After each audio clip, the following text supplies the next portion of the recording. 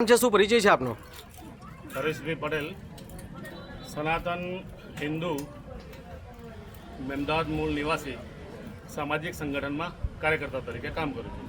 આજે મહેમદાવાદ મામલતદાર કચેરી ખાતે મહેમદાવાદ શહેર તેમજ તાલુકાના આજુબાજુના ગામના અને કહેવાય કે 18 વર્ણ 16 વર્ણ દરેક જ્ઞાતિના જાતિના લોકો એકત્રિત થઈને આજે ગૌરક્ષાને લઈને મામલતદારશ્રી ખાતે રજૂઆત કરવા આવ્યા છે, આવેદનપત્ર આપવા આવ્યા છે. મોટી સંખ્યામાં શહેરના વિવિધ રસ્તાઓ પરથી ગાય સાથે આવ્યા છે, ગૌ માતા સાથે. શું કહેવા માંગો છો?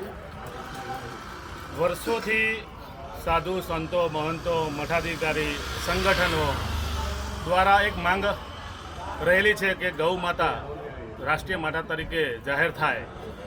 સનાતન સંસ્કૃતિનું જે ધરોહર, જેને કહેવાય નવરત્નમાંનું જે દેવ કામધેનુ, જે આ સંસ્કૃતિનો એક પાયો છે, જે આ સૃષ્ટિનું પાલન કરવા માટે દેવો એ કામધેનુને પૃથ્વી પર મોકલેલી છે.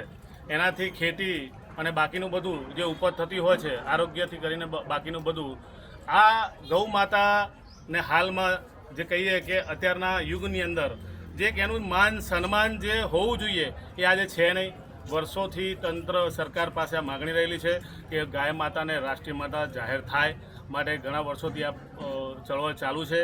આજે ફરી પાછી સંતો દ્વારા આહવાન થયું અને ગુજરાતની અંદર આજે બધા જ તાલુકાની અંદર મામલતદાર ઓફિસે આવેદનપત્ર આપવામાં આવ્યું. એનું એક જ માંગ છે કે ગૌ માતાને રાષ્ટ્રીય માતા તરીકે જાહેર થાય. આજે ગૌ સન્માન અભિયાન દ્વારા આજે હિન્દુ સનાતની બધા જ લોકોને જોડી અને મામલતદાર ઓફિસે આવીને મામલતદાર સાહેબને આવેદનપત્ર આપી અને ઉગ્ર માંગ કરી છે કે નજીકના સમયની અંદર આ માંગને પૂર્ણ કરો, સરકારને ધ્યાન પર આવે અને ગૌ માતાને રાષ્ટ્રીય માતા તરીકે જાહેર થાય એવી અમારી માંગ છે. સાથે સાથે જે ગૌચરની જે જગ્યાઓ જે છે, જે અતિક્રમણ કરેલી છે, એ સરકારને અમે માગણી કરીએ છીએ, અપીલ કરીએ છીએ કે ગૌચરની જગ્યાઓ પણ ખાલી કરાવે, અતિક્રમણ ખાલી કરાવે અને ગૌ માતાને પોતાના એ સંરક્ષણ સંવર્ધન માટે ગાયોને પરત પાછી મળે એવી અમારી માંગ છે.